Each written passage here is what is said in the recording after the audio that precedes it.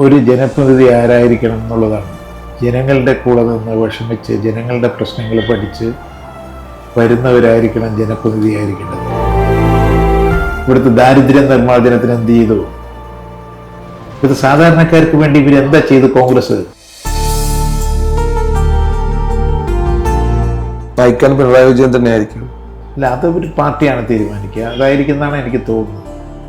ആഗ്രഹം അത്രയും നല്ല ഒരു തീരുമാനം എടുക്കുന്ന ഒരു മുഖ്യമന്ത്രിയെ കണ്ടിട്ടില്ല. LDF തർക്കങ്ങൾ എന്തെങ്കിലും ഉണ്ടോ? ഇപ്പൊ തർക്കമൊന്നുമില്ല. അതുണ്ടെങ്കിൽ അത് പരിഹരിച്ചു പോകും, അത്രയേ ഉള്ളൂ. ഞാൻ മത്സരിക്കില്ല എന്ന് പറഞ്ഞ എൻ്റെ ആഗ്രഹം പറഞ്ഞതാണ്. നീ പ്രായമായി, പാർട്ടി പറഞ്ഞാൽ മത്സരിക്കും. ഞാനത് ഒഴിവാക്കാൻ വേണ്ടി അഭ്യർത്ഥിച്ചിട്ടുണ്ട്. എന്നെ ആക്രമിക്കാൻ വന്നു തൂക്കും കൊണ്ട് ജമ്മികള്, സ്ത്രീകള് മുഴുവൻ എൻ്റെ ചുറ്റും വന്ന് ഞങ്ങളെ വെടിവെക്കുക പറഞ്ഞു. അപ്പൊ അതുകൊണ്ട് ഞങ്ങൾ ചെയ്ത പ്രവൃത്തിക്ക് ഞങ്ങൾക്ക് അതിൻ്റെ ഗുണം കിട്ടും, ബലം ജനങ്ങൾ തരുമെന്നാണ് ഞങ്ങളുടെ പ്രതീക്ഷ. വീണ്ടും ഇടതുപക്ഷം തന്നെ അധികാരത്തിൽ വരും, യാതൊരു സംശയമില്ല.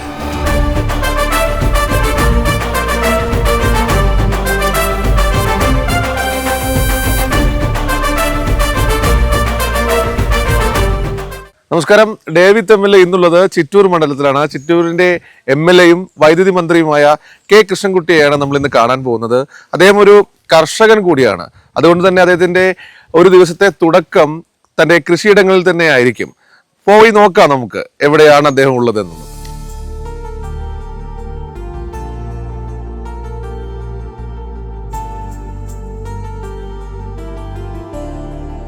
അപ്പോൾ തുടക്കത്തിൽ പറഞ്ഞ പോലെ തന്നെ അദ്ദേഹം കർഷകനാണ്. അതുകൊണ്ട് തന്നെ അദ്ദേഹത്തിൻ്റെ ജീവിതത്തിൻ്റെ ഒരു ദിവസത്തെ ആരംഭം തന്നെ ഈ കൃഷിയിടങ്ങളിൽ നിന്നാണ്. മിസ്റ്റർ, മൊത്തം ഈ സ്ഥലം എത്ര ഉണ്ട്?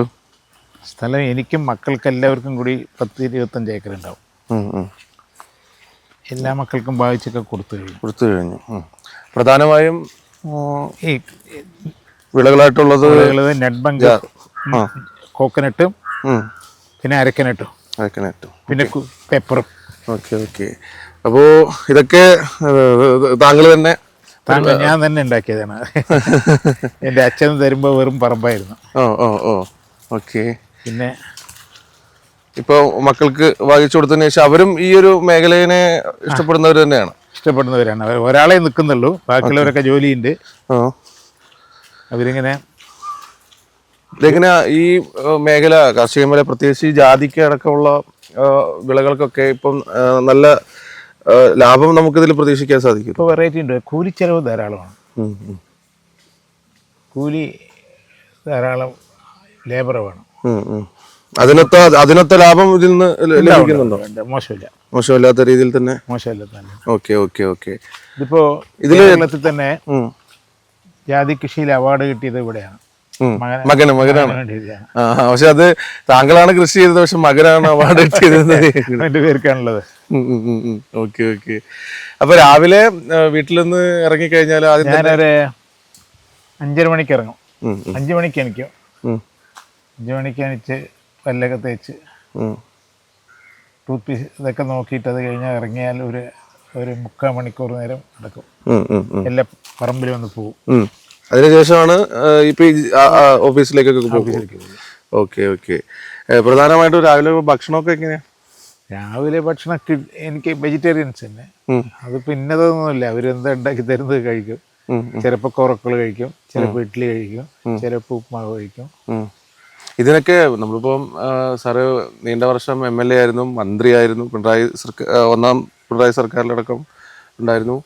അപ്പോൾ ഇതിനൊക്കെ സമയം കിട്ടാറുണ്ടോ? സമയമല്ല, നമ്മളുടെ മനസ്സാണല്ലോ അതിൽ. അപ്പോൾ അത് മാനേജ്മെൻറ്റ് എവിടെ ഇരുന്നാലും കൃഷിയെ കുറിച്ചിട്ട് വിളിച്ചു ചോദിച്ചത് നമ്മൾ എന്താ നടക്കണമെന്ന് അറിയും. ജീവിതത്തിൽ ഏറ്റവും വലിയൊരു സന്തോഷം എന്ന് പറയുന്നത് ഈ കാർഷിക വൃത്തിയാണ്. പിന്നെ കാർഷിക വൃത്തി തന്നെ, അതൊരു സമാധാനം. കാർഷിക വൃത്തിയിൽ എന്താ ഗുണം? വെട്ടിപ്പിടിക്കണം എന്ന് ആഗ്രഹം ഉണ്ടായില്ല. നമുക്ക് നല്ല വിളവ് കിട്ടണം, നമ്മൾ അധ്വാനിച്ചതിനൊരു ഇത് കിട്ടണം എന്നുള്ളത്. നമ്മൾക്ക് പിന്നെയും അതിൽ തന്നെ ഇറങ്ങിക്കൊണ്ടിരിക്കുകയാണല്ലോ. നമുക്ക് റെസ്റ്റില്ല, സമയം മനസ്സിന്. വിളവെടുത്തു കഴിഞ്ഞാൽ അടുത്ത വിളയ്ക്കുള്ള തയ്യാറെടുപ്പ് നടത്തണം. അങ്ങനെ ചെയ്യുന്നു. ഒരു കർഷകനുള്ള ഒരു ഗുണം എന്താ വെച്ചാൽ ലോകം വെട്ടിപ്പിടിക്കണം എന്ന് ആഗ്രഹം ഉണ്ടായില്ല. നമുക്കൊരു നല്ല വിളവ് കിട്ടണം, നല്ല തൃപ്തിയായിട്ടുള്ള വരുമാനം കിട്ടണം, അത്രയേ ഉണ്ടാവുള്ളൂ. ചിറ്റൂരിൽ പൊതുവെ ആളുകളൊക്കെ തന്നെ ഈ കാർഷിക വൃത്തിയിൽ ഏർപ്പെടും. പിന്നെ കേരളത്തിൽ തന്നെ ചിറ്റൂരിലാണ് ഏറ്റവും കൂടുതൽ കാർഷിക വൃത്തി പ്രിസിഷൻ ഫാമിംഗ് ചെയ്യുന്നത് കേരളത്തിൽ തന്നെ ആദ്യം ഇവിടെയാണ്. അപ്പോൾ ഞങ്ങളാണ് ഇവിടെ നിന്ന് തന്നെ പോളിഹൗസ് അഗ്രികൾച്ചർ യൂണിവേഴ്സിറ്റിക്ക് ചെയ്ത് കൊടുത്തത്. അപ്പോൾ ഈ കർഷകർക്ക്, താങ്കളൊരു കർഷകനായതുകൊണ്ട് തന്നെ ഈ മണ്ഡലത്തിലുള്ള കർഷകർക്ക് വേണ്ടിയിട്ട് അത്രയും സൗകര്യങ്ങൾ ചെയ്തു കൊടുക്കാൻ മൈക്രോ ഇറിഗേഷൻ ഇസ്രയേലിൽ നിന്ന് കൊണ്ടുവന്നത് ഇവിടെയാണ് ആദ്യമായിട്ട്. 90-ലാണ് കൊണ്ടുവന്നത്. ഇപ്പം ഏകദേശം 800-ഓളം മറ്റേ ചിറ്റൂർ നിയോജകമണ്ഡലത്തിൽ തന്നെ 800-ഓളം പ്രിസിഷൻ ഫാമിംഗ് ചെയ്യുന്ന മൈക്രോ ഇറിഗേഷൻ ചെയ്യുന്ന കൃഷിക്കാരുണ്ട്. പിന്നെ ഇവിടെയെല്ലാം ഇതേപോലെ തോട്ടമുള്ള മേഖല ചിറ്റൂർ ടൗണിൻ്റെ കിഴക്ക് ഭാഗത്തൊക്കെ ഇതുപോലെ തോട്ടമുള്ള സ്ഥലങ്ങളാണ്. അത് പ്രത്യേകിച്ച് തമിഴ് ബെൽറ്റിലുള്ള കർഷകർ നന്നായി അധ്വാനിക്കും. അവരെത്ര വലിയ പൈസക്കാരാണെങ്കിലും അവർ കോലത്തോട്ടത്തിലും പറമ്പിലും പോയ ശേഷമേ ബാക്കിയുള്ള ജോലിക്ക് പോകുള്ളൂ.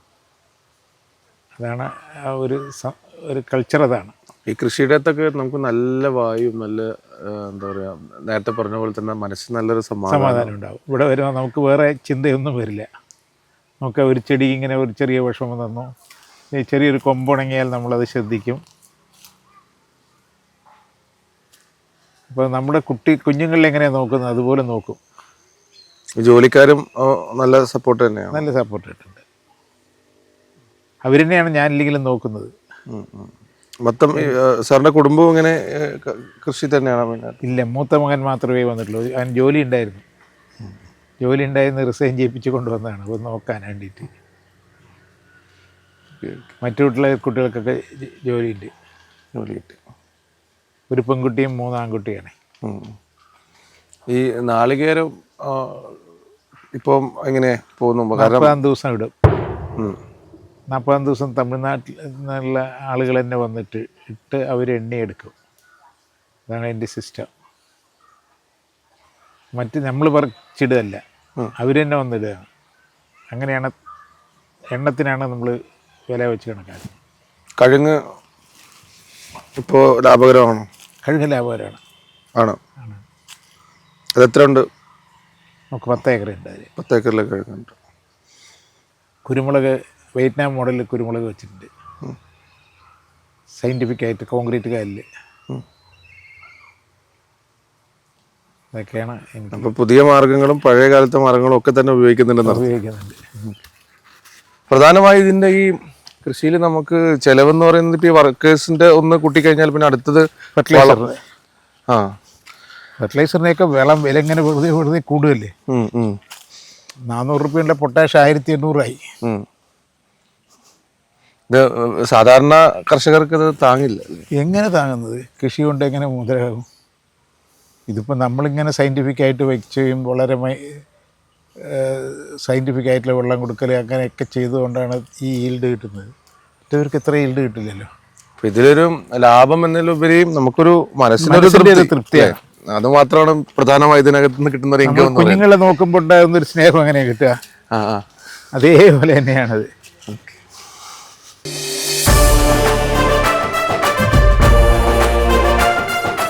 ചിറ്റൂര് LDFിൻ്റെ കോട്ടയാണെന്നാണ് അവകാശപ്പെടുന്നത്. ഇത്തവണയും LDFിന് ഉറപ്പല്ലേ വിജയം? ഉറപ്പാണ്. താങ്കൾ മത്സരിക്കുമോ? ഞാൻ മത്സരിക്കുന്നത് തീരുമാനിച്ചിട്ടില്ല. ഞാൻ ഒഴിയണമെന്നാണ് ആഗ്രഹം. പാർട്ടി ആവശ്യപ്പെടുന്നുണ്ടോ മത്സരിക്കാൻ? ഇല്ല, അതിന് ചർച്ചയൊന്നും വന്നിട്ടില്ല. വരുന്നുണ്ട്. ഓക്കെ. ചിറ്റൂരിനെ സംബന്ധിച്ചിടത്തോളം പ്രധാനമായി ഞാൻ ഒഴിയുന്നുള്ള തന്നെ ഉറപ്പാണ്. താങ്കൾ മനസ്സുകൊണ്ട് തീരുമാനമെടുത്ത്. അപ്പോൾ ഇനി യുവാക്കൾക്ക് അവസരം മാറിക്കൊടുക്കണ്ടേ? നമ്മൾ പ്രായമായില്ലേ. 4-5ാമത്തെ പ്രാവശ്യമാണ്. അത് മതി. അപ്പോൾ നമുക്ക് സ്ഥാനമാനങ്ങളല്ല, അല്ലെങ്കിൽ സ്ഥാനങ്ങളല്ല ജനങ്ങളെ സേവിക്കാനുള്ളൊരു. അതന്നെ, ഒരിക്കലും അതല്ല. നമ്മൾ MLA അല്ലാണ്ടിരിക്കുമ്പോഴും നമ്മൾ ചെയ്തിട്ടുണ്ട്, ആകുമ്പോഴും ചെയ്തിട്ടുണ്ട്. അത് ഗാന്ധിജി പറഞ്ഞവിടെയാണ് നിൽക്കണം. നമ്മൾ സമൂഹത്തിൽ ഏറ്റവും താഴെ തട്ടിലുള്ളവരെ എങ്ങനെ മാറ്റിയെടുക്കാൻ സാധിക്കുന്നുള്ളതാണ്. അങ്ങനെ നമ്മൾ ചെയ്തപ്പോൾ, നമ്മളിപ്പോൾ ഈ കൃഷി ചെയ്തപ്പോൾ അത് നമ്മളിവിടെ വ്യാപിപ്പിച്ചു. അതേപോലെ ഓരോ ഫാമിലിയിലും വരുമാനം വർദ്ധിപ്പിക്കുന്ന പദ്ധതികളാണ് ആസൂത്രണം ചെയ്തിരിക്കുന്നത്. ഒരു അണുകുടുംബമാണെങ്കിലും ആ കുടുംബത്തിൽ വരുമാനം 100 റുപ്യ, ചിലവ് 200 റുപ്യ ആണെങ്കിൽ കുടുംബം നിൽക്കില്ലല്ലോ. അപ്പോൾ ആ 200 റുപ്യ തയ്ക്കാൻ അവരുമായിട്ട് ചർച്ച ചെയ്തിട്ട് എന്തൊക്കെ സ്കീംസിൽ നമുക്ക് അവർക്ക് സഹായിക്കാൻ പറ്റും. ഇപ്പോൾ ഒരു 80 വയസ്സായ ഒരാൾ, അയാൾക്ക് സമ്പാദിക്കാൻ പറ്റില്ലല്ലോ, പക്ഷെ അയാളെയും കൊണ്ട് സമ്പാദ്യത്തിൽ കൊണ്ടുവരികയാണ്. 500 കാട മേടിച്ചു കൊടുക്കും.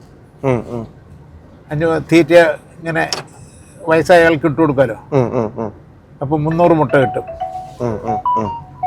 300 കിട്ടിയാൽ 3 × 12 1200 റുപ്യ കിട്ടും ഒരു ദിവസം. അതിലൊരു 300 റുപ്യ ചിലവാകും. അപ്പോൾ 900 റുപ്യ കിട്ടും. അപ്പം മക്കളുടെയോ മരുമക്കളുടെയോ സഹായത്തോടുകൂടി ജീവിക്കണ്ടല്ലോ. ആരും ആശ്രയിക്കേണ്ട കാര്യമില്ല.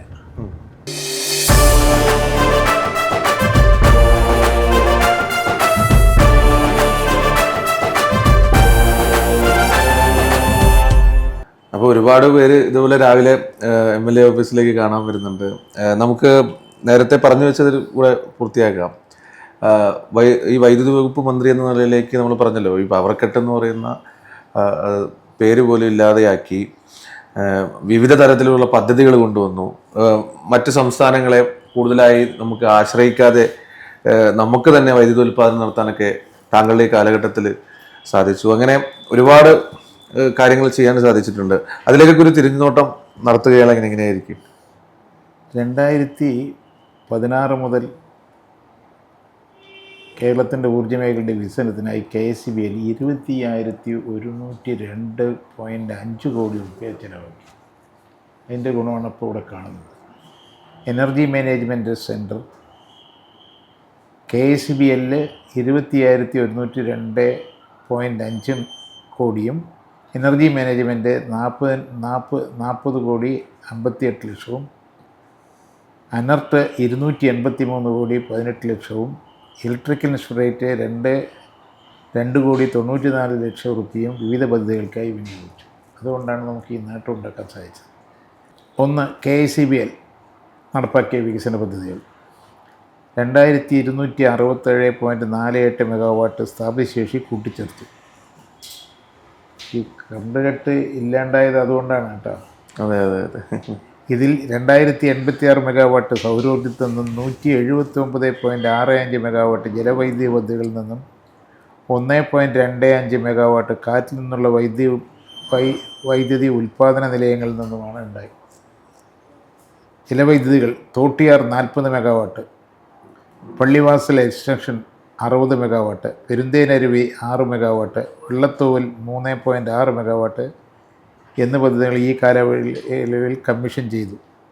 പ്രസരണ വികസനം 101 പുതിയ സബ്സ്റ്റേഷനുകളും 3,218 സർക്യൂട്ട് കിലോമീറ്റർ ലൈനുകളും സ്ഥാപിച്ചു. വിതരണ മേഖല 34 ലക്ഷത്തിലധികം പുതിയ സർവീസ് കണക്ഷനുകൾ നൽകുകയും 22,346 ഡിസ്ട്രിബ്യൂഷൻ ട്രാൻസ്ഫോർമറുകൾ സ്ഥാപിക്കുകയും ചെയ്തു. ഫിലിമെൻ്റ് രഹിത ഗ്രാമപഞ്ചായത്ത് പദ്ധതി സർക്കാർ ആശുപത്രികളിലെ ഊർജ്ജ കാര്യക്ഷമത കൂടിയ കാർഷിക പമ്പുകൾ സ്ഥാപിക്കൽ എന്നിവ നടപ്പിലാക്കി. നൂതന പദ്ധതികൾ അംഗനവാടികൾക്കായി അംഗനജ്യോതി, കെട്ടിടങ്ങളുടെ ചൂട് കുറയ്ക്കുന്നതിൻ്റെ കുളിർമ പദ്ധതികൾ ആവിഷ്കരിച്ചു. ഇലക്ട്രിക് വാഹനങ്ങൾ, വൈദ്യുതി വാഹനങ്ങളുടെ പ്രചരണം വർദ്ധിപ്പിക്കുന്നതിന് പ്രവർത്തനം പമ്പ്ഡ് സ്റ്റോറേജ് പദ്ധതികളുടെ പര്യവേക്ഷണത്തിനും തുടക്കം കുറിച്ചു. നമുക്ക് വീണ്ടും പാലക്കാട് ജില്ലയിലേക്ക് വരികയാണെങ്കിൽ, ഇപ്പം ചിറ്റൂരിൽ തന്നെ ഒരുപാട് വികസന പദ്ധതികൾ നടപ്പിലാക്കി. നമ്മൾ നേരത്തെ പറഞ്ഞല്ലോ, അതിൽ പ്രധാനപ്പെട്ട ഒരു കാര്യമായിരുന്നു ആ കുടിവെള്ള പ്രശ്നം എന്ന് പറഞ്ഞത്. അപ്പോൾ അതായത് അവരുടെ വീടുകളിലേക്ക് മുൻകാലങ്ങളിൽ ടാങ്കറിലൊക്കെ കൊണ്ടുവന്നിരുന്ന വെള്ള സംവിധാനം മാറ്റിയിട്ട് താങ്കൾ ഇറിഗേഷൻ മന്ത്രിയായിരിക്കുമ്പോൾ വീട്ടുമുറ്റത്തേക്ക് പൈപ്പ് എത്തിച്ചു എന്നുള്ളതാണ്. അതിൽ വലിയൊരു സംതൃപ്തി അങ്ങക്ക് തോന്നിയിട്ടില്ലേ? അത് മാത്രമല്ല, ഇവിടെയൊക്കെ സാധാരണ പാവപ്പെട്ട കർഷക തൊഴിലാളികളും കർഷകരുമാണ്. ഇവിടെ സാമ്പത്തികമായി കഴിവില്ലാത്തവരാണ്. അവർക്ക് വീട് പൈപ്പ് ലൈൻ കണക്ഷൻ എടുക്കണമെങ്കിൽ അവരുടെ ഒരു വിഹിതം എടുക്കണം. അതിവിടെ പെരുമാട്ടി, പട്ടഞ്ചേരി, നല്ലേപ്പള്ളി, എലപ്പള്ളി സ്ഥലം ഈ നിയോജകമണ്ഡലത്തിൽപ്പെട്ടതാണ്. അവിടെ കിഫ്ബിയിലാണ് എടുത്ത് ആ കിഫ്ബി വിഹിതവും കൂടി എടുത്തുകൊണ്ട് അവർക്ക് ഒരു പൈസ ചിലവില്ലാണ്ടാണ് ചെയ്യിപ്പിച്ചത്. അതേപോലെ വടകരപ്പതി, കൊഴിഞ്ഞാമ്പാറ, എരുത്തേമ്പതി 3 പഞ്ചായത്ത് ഏറ്റവും ജലക്ഷാമമുള്ള സ്ഥലമാണ്. അവിടെ ജലജീവൻ മിഷനിലാണ് കൊണ്ടുവന്നത്. ആ ജലജീവൻ മിഷനിൽ കൊണ്ടുവരുമ്പോൾ അവർ ഉപഭോക്താക്കൾ ഒരു വിഹിതം വഹിക്കണം. അത് MLA കൊണ്ടുകൊണ്ട് അത് നികത്തി കൊടുത്ത് ഒരു റുപ്യ ചിലവില്ലാണ്ടാണ് ഇവിടെ വെള്ളം എത്തിച്ചത്. കേരളത്തിൽ തന്നെ അപൂർവമായിട്ട് ഇങ്ങനെ വിഹിതമില്ലാണ്ട് ഉപഭോക്താക്കളുടെ കയ്യിലൊന്നും വിഹിതമില്ലാതെ ചെയ്തിട്ട് പദ്ധതികൾ നടപ്പിലാക്കുക എന്നുള്ളത്. നമുക്കിനി പാലക്കാട് ജില്ല ഒട്ടുമിക്കുകയാണെങ്കിൽ ഇനിയിപ്പോൾ ഒരു തെരഞ്ഞെടുപ്പിലേക്ക് പോവുകയാണ്. ഇപ്പോൾ നമുക്കറിയാം പാലക്കാടിൻ്റെ ഒരു സാഹചര്യം, അവിടെ ഒരു MLA ഇല്ലാത്തൊരവസ്ഥയാണ് നിലവിലുള്ളത്. മുൻ MLA MP ആയതിനു ശേഷം പുതിയൊരു ആൾ വന്നു. ഇപ്പോൾ അദ്ദേഹം ഒരു വലിയ വിവാദത്തിലൊക്കെ പെട്ടിരിക്കുകയാണ്. എങ്കിൽ പോലും ഒരു രാജിവെക്കാൻ പോലും തയ്യാറായില്ല എന്നുള്ളൊരു ആക്ഷേപമാണല്ലോ ഇപ്പോൾ ഇടതുപക്ഷമൊക്കെ ഉന്നയിക്കുന്നത്. അല്ലെങ്കിൽ രാജിവെപ്പിച്ചില്ല കോൺഗ്രസ് എന്നുള്ളതാണ്. ധാർമ്മികമായ അയാൾ ചെയ്യേണ്ടതല്ലേ?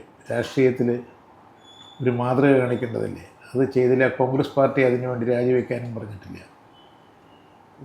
അത് ഇടതുപക്ഷത്തിന് ഗുണം ചെയ്യുള്ളൂ. ഇടതുപക്ഷം ഇതൊക്കെ വിലയിരുത്തേണ്ടത് പൊതുജനം വിലയിരുത്തുമല്ലോ. തീർച്ചയായിട്ടും അത് ഇടതുപക്ഷത്തിന് അനുകൂലമായ ഒരു ചിന്ത മനസ്സിൽ വരും എന്നാണ് എനിക്ക് തോന്നുന്നത്. വർഷങ്ങളുടെ ഈ മേഖലയിൽ അല്ലെങ്കിൽ പൊതുപ്രവർത്തന മേഖലയിൽ വർഷങ്ങളുടെ പരിജ്ഞാനമുള്ള ഒരാളാണ് താങ്കൾ. ഒരു ജനപ്രതിനിധികൾ ഈ തരത്തിലേക്കൊക്കെ എത്തണം, അല്ലെങ്കിൽ അവർ ഇങ്ങനെയൊക്കെ ചെയ്യുക എന്ന് പറയുമ്പോൾ അതിൽ ഒരു ജനപ്രതിനിധി ആരായിരിക്കണം എന്നുള്ളതാണ്. ജനങ്ങളുടെ കൂടെ നിന്ന് വിഷമിച്ച് ജനങ്ങളുടെ പ്രശ്നങ്ങൾ പഠിച്ച് വരുന്നവരായിരിക്കണം ജനപ്രതിനിധി ആയിരിക്കേണ്ടത്. അതിന് ഡോക്ടർക്കോ എഞ്ചിനീയർക്കോ അല്ലെങ്കിൽ IAS അത് മനസ്സിലായില്ല. ജനങ്ങളുടെ ഇപ്പോൾ EMS എടുത്താൽ അദ്ദേഹം ഒളിവിലിരിക്കുമ്പോൾ കുടിയൊഴിപ്പിക്കൽ ജന്മിമെന്ന് കുടിയൊഴിപ്പിക്കാൻ തോന്നും. ഒളിവിലിരിക്കുന്ന കുടിലിൽ അധികാരത്തിൽ കയറി കുടിയൊഴിപ്പിക്കേണ്ട നിയമം കൊണ്ടുവന്നു. കാമരാജ് എന്താ ചെയ്തു? കാമരാജ് സ്കൂളിൽ പോയി സന്ദർശിക്കാൻ. ഒരു കുട്ടി ഇരുന്ന് കരയണം, എനിക്ക് ഭക്ഷണമില്ല എന്ന് പറഞ്ഞിട്ട്. ഭക്ഷണം കിട്ടിയില്ല പറഞ്ഞു.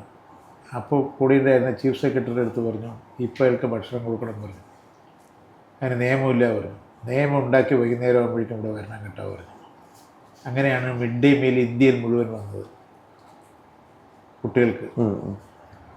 അപ്പോൾ കുട്ടിയെ നോക്കാൻ അമ്മയുടെ കയ്യിലേക്ക് കൊടുക്കാൻ പാടില്ല, നേഴ്സിൻ്റെ കയ്യിലും ഡോക്ടറുടെ കയ്യിലും കൊടുക്കാൻ പാടില്ല. ഊമയായ അമ്മയാണെങ്കിൽ, നൊന്ത് പ്രസവിച്ച അമ്മയാണെങ്കിൽ എൻ്റെ കുഞ്ഞ് കരയുണ്ടോ എന്ന് പറഞ്ഞ് ഞെട്ടി ഉണരും. കുട്ടി കരഞ്ഞാൽ കേൾക്കില്ല. ഡോക്ടർ നേഴ്സ് എന്ത് ചെയ്യും വെച്ചാൽ ലേശം മയക്കുമരുന്നും കൊടുത്ത് ഉറക്കും. ഇതിൻ്റെ വ്യത്യാസം മനസ്സിലായ? കുട്ടിയെ നോക്കാൻ അമ്മയുടെയിലേക്ക് കൊടുക്കാൻ പാടുള്ളൂ. ജനങ്ങളെ നോക്കാൻ ജനങ്ങളുടെ ഇടയിൽ ജനങ്ങളുടെ വിഷമം മനസ്സിലാക്കി അത് വന്നാലേ ചെയ്യുള്ളൂ. ഞാനിപ്പോൾ ഇവിടെ വന്നപ്പോൾ 111 കോളനിയിൽ ലൈറ്റില്ല. 77 കൊല്ലമായി സ്വാതന്ത്ര്യം കിട്ടിയിട്ട്. അവിടെ ലൈറ്റ് കണ്ടിട്ടില്ല അവർ. അവിടെ കൊടുക്കാനുള്ള തീരുമാനം എടുത്തപ്പോൾ പലവരും അതിന് എതിർപ്പ് പറഞ്ഞത് വലിയ ചിലവ് വരും, 72 കോടി രൂപ ചിലവ് വരും, എത്ര ചിലവ് വന്നാലും അത് കൊടുക്കണം എന്ന് പറഞ്ഞ് തീരുമാനമെടുത്തു. ഇനി 10 കോളനിയേ ഉള്ളൂ. അത് ലൈറ്റ് ഫോറസ്റ്റിൻ്റെ ഇതുകൊണ്ട് ലൈറ്റ് വലിക്കാൻ പറ്റാത്ത സ്ഥലങ്ങളിലാണ് അവർ താമസിക്കുന്നത്. അവിടെ സോളാറും വിൻഡും കൂടി വെച്ചുകൊണ്ടുള്ള ഹൈബ്രിഡിനും കൊണ്ടുള്ള അനുമതി കൊടുത്തു. അപ്പോൾ നമ്മൾ തീരുമാനം എടുക്കുമ്പോൾ എനിക്കത് ഗാന്ധിജിനെയാണ് ഓർമ്മ വരുന്നത്. നെഹ്റു പ്രധാനമന്ത്രിയായി ഗാന്ധിജിയെ കാണാൻ പോയി. എന്താ എനിക്ക് തരുന്ന ഉപദേശം പറഞ്ഞു. അപ്പോൾ സമൂഹത്തിലെ ഏറ്റവും ദുർബലരായ ആളുകളുടെ എങ്ങനെ ബാധിക്കുന്നോ അങ്ങനെ ആയിരിക്കണം തീരുമാനം എടുക്കേണ്ടത്. അപ്പോൾ നമ്മൾ സമൂഹം 76 കൊല്ലം കഴിഞ്ഞിട്ടും സ്വാതന്ത്ര്യം കിട്ടിയിട്ടും ഇനിയും നമുക്ക് ഇലക്ട്രിസിറ്റി കൊടുക്കാൻ സാധിച്ചില്ല എന്ന് പറഞ്ഞാൽ അത് വലിയൊരു വേദന ഉണ്ടാക്കുന്ന സംഭവമല്ലേ. അത് കൊടുക്കാനാണ് ആദ്യം എടുത്ത തീരുമാനം. അതേപോലെ അവർക്ക് പല സ്ഥലങ്ങളിലും ഇപ്പോൾ ഹരിത ഊർജ്ജ വരുമാന പദ്ധതി അവർക്ക് സോളാറും കൂടി കൊടുത്തുകൊണ്ട് ഇലക്ട്രിസിറ്റി ചാർജിങ് കഴിഞ്ഞിട്ട് മിച്ചം പൈസ കിട്ടുന്ന രീതിയിലെടുത്തു. അതേപോലെ PM കുസുമ കൃഷിക്കാർക്ക് ഇലക്ട്രിസിറ്റി ചാർജിങ് കഴിഞ്ഞാൽ അധിക വരുമാനം കിട്ടുന്ന 8 മാസം കഴിഞ്ഞപ്പോൾ 13,000 രൂപ വരെ കൃഷിക്കാർക്ക് കിട്ടിയ, ചിറ്റൂർ തന്നെ കിട്ടിയവരുണ്ട് സ്ഥലം കൃഷിക്കാർക്ക്. അങ്ങനെയുള്ള പദ്ധതികൾക്ക് സാധാരണ വൻകിടക്കാരൊക്കെ ആലോചിക്കുള്ളൂ. നമ്മളതല്ല ചെയ്തത്. ഏറ്റവും സമൂഹത്തിലെ ഏറ്റവും താഴെത്തട്ടിലുള്ള പ്രശ്നങ്ങൾ മനസ്സിലാക്കി അവരെ പരിഹരിക്കാനാണ് ചെയ്തത്. ഇതാണ്. അതേപോലെ ലക്ഷം വീട് മറ്റേ ലൈഫ് പദ്ധതി ഫ്രീ ഇലക്ട്രിസിറ്റിയാണ് കൊടുക്കുന്നത്. അതൊക്കെ ചെയ്തത് നമുക്ക് സാധാരണ ഇതിന് വലിയ പ്രചരണമൊന്നും നിങ്ങൾ കൊടുക്കില്ലല്ലോ, വലിയ ആളുകളുടെ മാത്രമല്ലേ പ്രചരണം കൊടുക്കുള്ളൂ. മനസ്സിലായി. അതുപോലെ ഈ വൈദ്യുതി നിരക്ക് യഥാർത്ഥത്തിൽ നിശ്ചയിക്കുന്നത് സർക്കാരാണോ, അല്ലെങ്കിൽ മന്ത്രി അങ്ങ് രാവിലെ എഴുന്നേറ്റ് തീരുമാനിക്കുകയാണോ? റെഗുലേറ്ററി കമ്മീഷനാണ് നമ്മുടെ ചെലവും വരുമാനവും ഒക്കെ നോക്കി പർച്ചേസിന്റെ ഒക്കെ നോക്കി ചെയ്ത്. സാധാരണക്കാർക്ക് ഇപ്പോഴും അതിനെ കുറിച്ച് ധാരണയില്ല. അതായത് മന്ത്രി അങ്ങ് തീരുമാനിക്കുകയാണ് രാവിലെ എഴുന്നേറ്റ് ഇന്ന് ഒരു രൂപ അങ്ങ് കൂട്ടിയേക്കാം. ഇല്ല, ഞങ്ങൾ പകൽ കമ്മിയാക്കണമെന്ന് നിർദ്ദേശം കൊടുത്ത് റെഗുലേറ്ററി കമ്മീഷൻ സമ്മതിച്ചിട്ടാണ് പകലിപ്പോൾ ഇലക്ട്രിസിറ്റി ചാർജ് 10% കമ്മിയാക്കി. ഈ റെഗുലേറ്ററി കമ്മിറ്റിയിൽ ആരൊക്കെയാണ് കമ്മീഷൻ? റെഗുലേറ്ററി ചെയർമാനും 2 വിദഗ്ധന്മാരുമാണ്, അല്ലാണ്ട് രാഷ്ട്രീയക്കാരല്ല. അതിൻ്റെ എക്സ്പെർട്ടുകളാണ്. റെഗുലേറ്ററി കമ്മീഷനാണ് തീരുമാനം എടുക്കുക, അല്ലാണ്ട് ബോർഡിനോ സർക്കാരിനോ പറയാമെന്ന് മാത്രമേ ഉള്ളൂ. തീരുമാനം എടുക്കേണ്ടത് അവരാണ്. വരവും ചെലവും ഒക്കെ പൊരുത്തപ്പെട്ട് നോക്കി. അതിൽ ഉപഭോക്താക്കളുടെ പ്രതിനിധിയുണ്ടോ? ഇല്ല, ഉപഭോക്താക്കളുടെ പ്രതിനിധിയില്ല. ഉപഭോക്താക്കളുടെ താല്പര്യം സംരക്ഷിക്കുന്നവരൊക്കെ അത് നോമിനേറ്റ് ചെയ്യുമ്പോൾ അങ്ങനെയുള്ളവരെയൊക്കെ ചെയ്തു.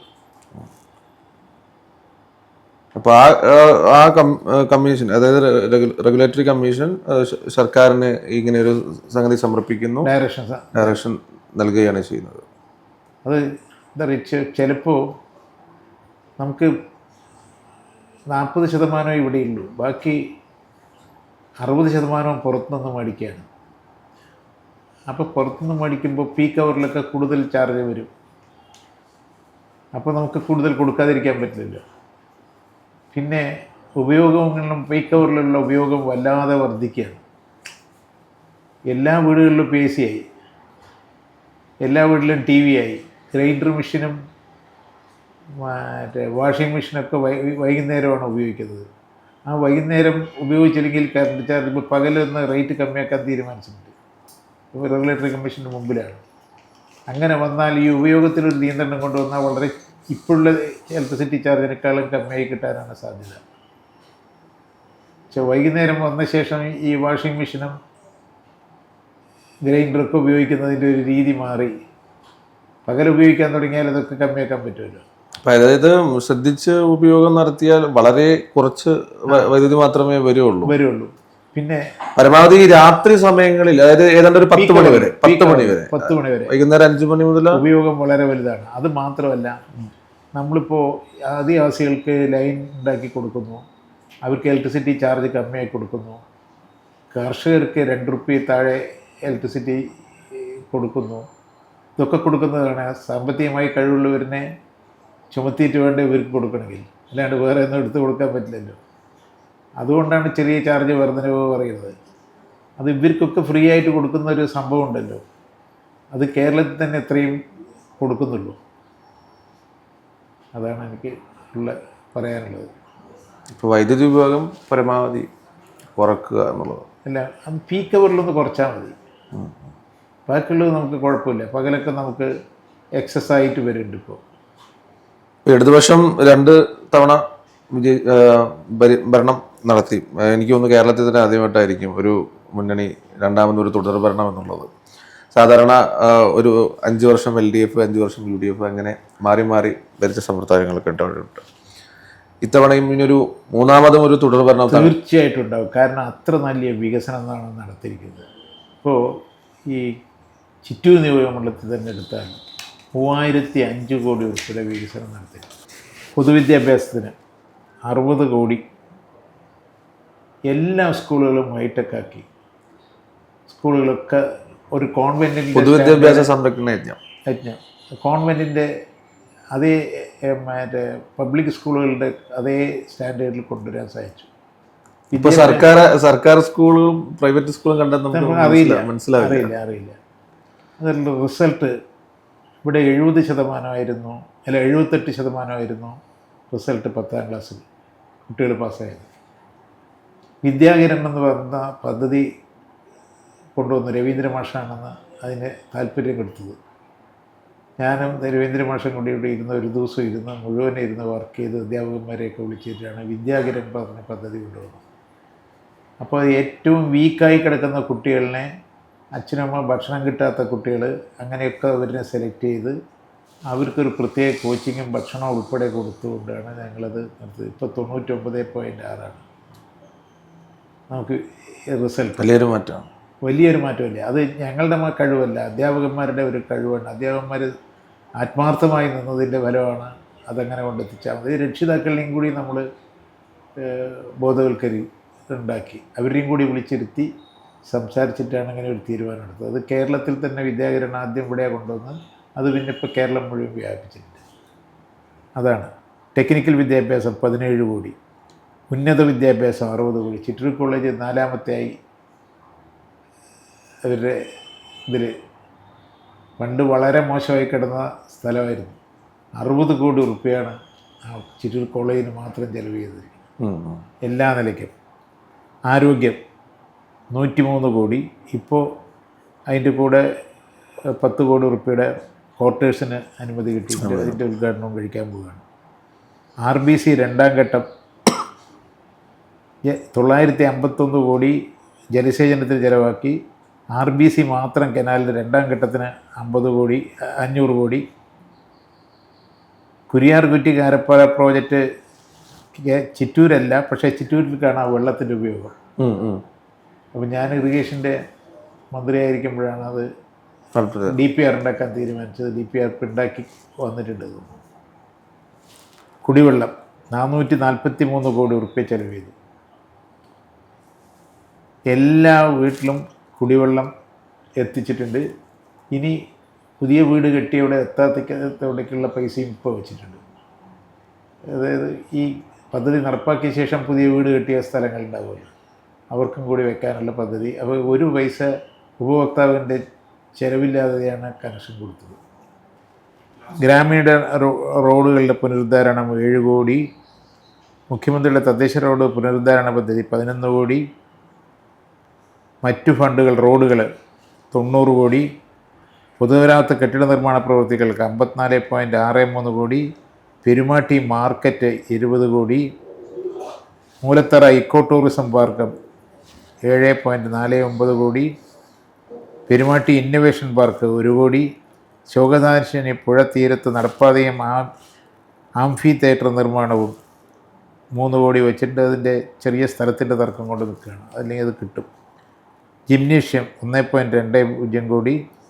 കളിസ്ഥലം സ്റ്റേഡിയം 8 കോടി. KSEB 117 കോടി. അങ്കനജ്യോതി 2,14,00,000. അതിൽ പ്രത്യേകത എന്താ വെച്ചാൽ ചിറ്റൂർ നിയോജകമണ്ഡലത്തിലാണ് എല്ലാ അംഗനവാടിയിലും ഇഞ്ചക്ഷൻ കുക്കറും പാത്രങ്ങളും കൊടുത്തിരിക്കുന്നത്. ബാക്കിയുള്ളൊക്കെ 20 എണ്ണം 30 എണ്ണം കൊടുത്തിട്ടുള്ളൂ.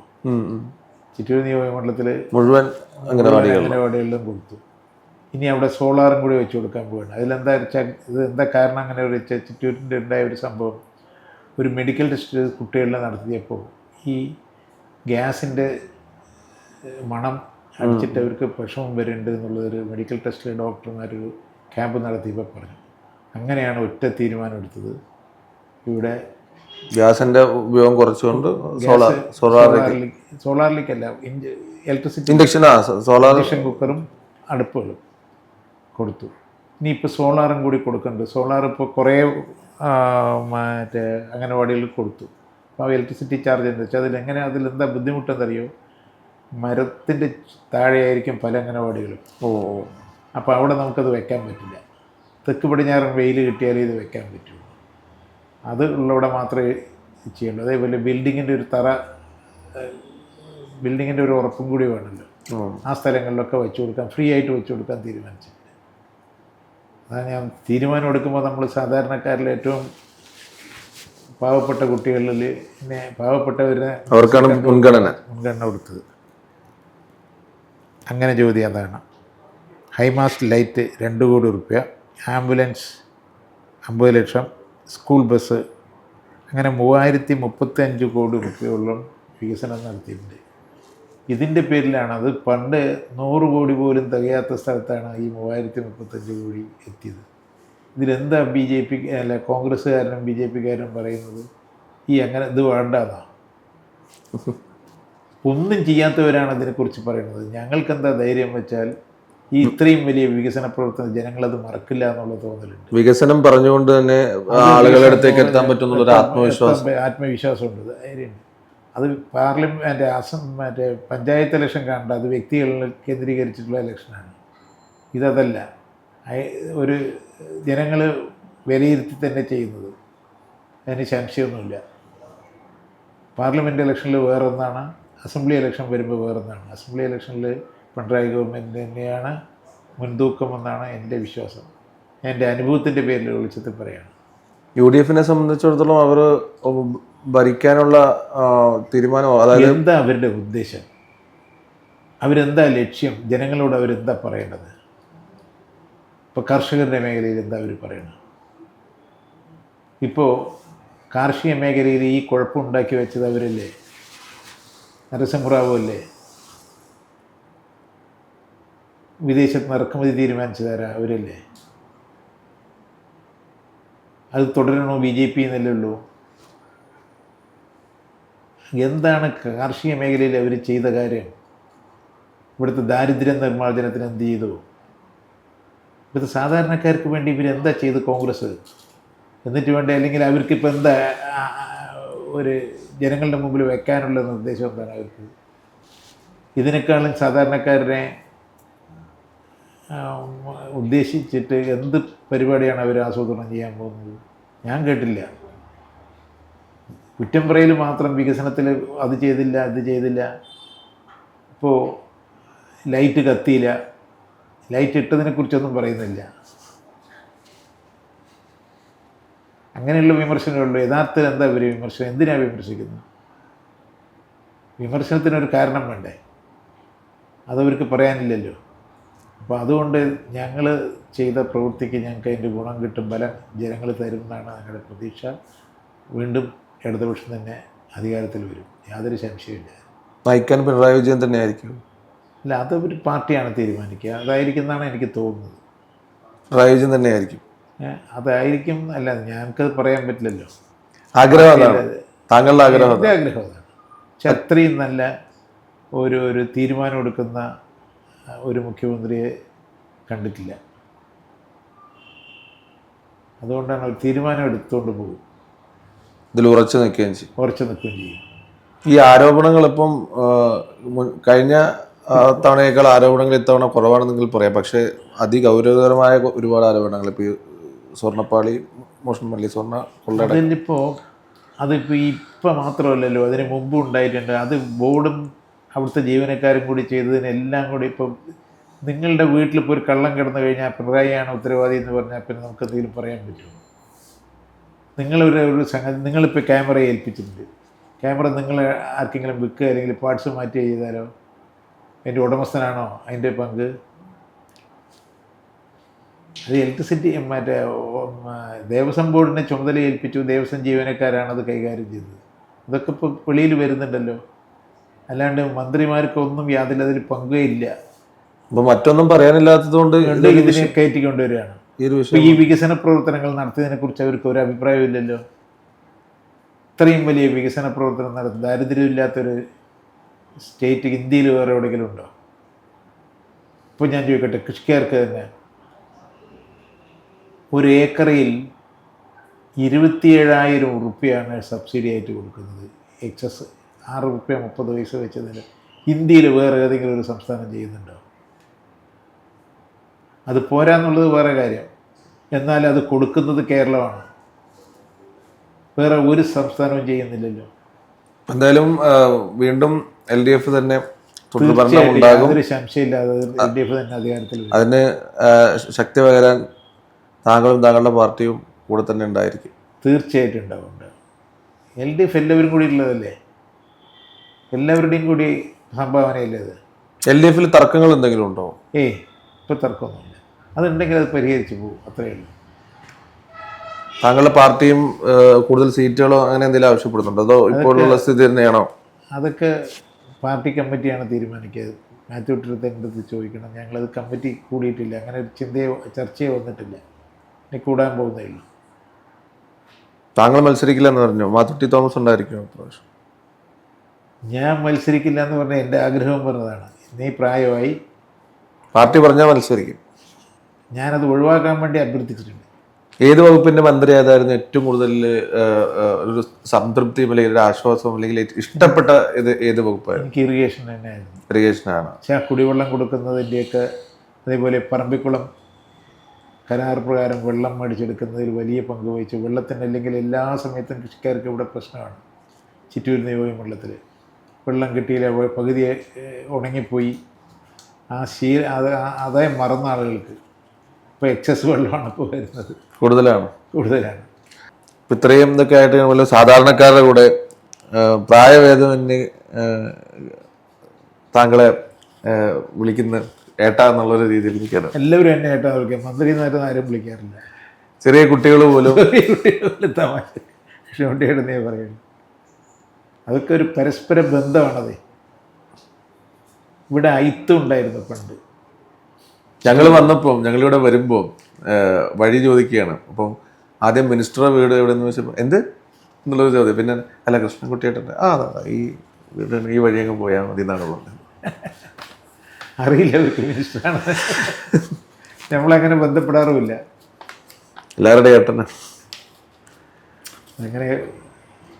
അതങ്ങനെ ആകുമ്പോൾ നമ്മളവരുടെ കുടുംബത്തിലെ അംഗമാണ്. ആ ഫീലിംഗ് വരുമല്ലോ. അതേ നമുക്കും ആഗ്രഹമുള്ളൂ.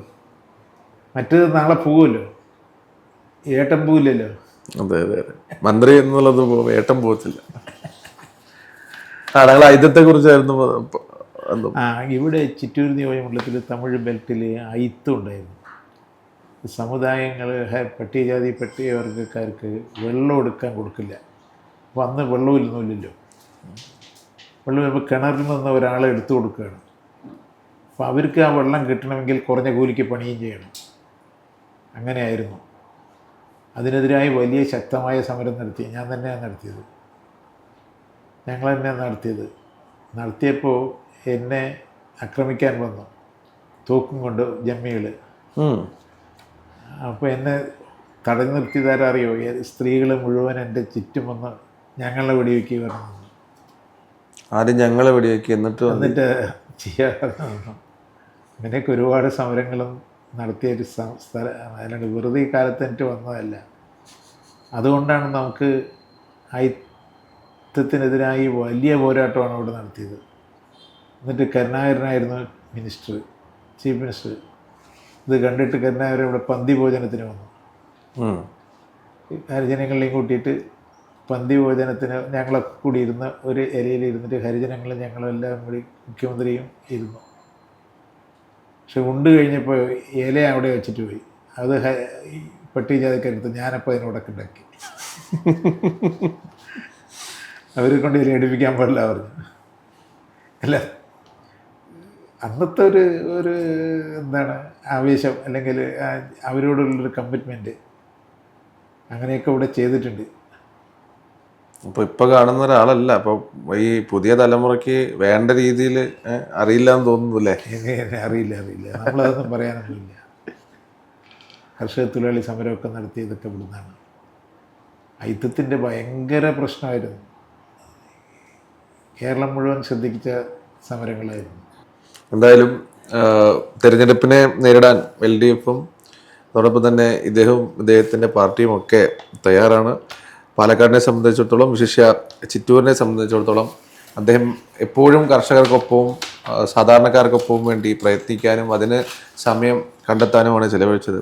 ഒരു മന്ത്രിയാണെങ്കിൽ പോലും പരമാവധി തൻ്റെ മണ്ഡലത്തിൽ സജീവമാകാനും അവരുടെ പ്രശ്നങ്ങൾ കേൾക്കാനും ഒക്കെ സമയം കണ്ടെത്തുന്നതിൽ അദ്ദേഹം വലിയൊരു പങ്ക് വഹിച്ചിട്ടുണ്ട്. വികസന കാര്യങ്ങളും അതോടൊപ്പം തന്നെ രാഷ്ട്രീയവുമാണ് ചിറ്റൂരിൻ്റെ സ്വന്തം MLA നമുക്കൊപ്പം പങ്കുവച്ചത്. മറ്റൊരു അതിഥിയുമായി വീണ്ടും കാണാം. നന്ദി, നമസ്കാരം.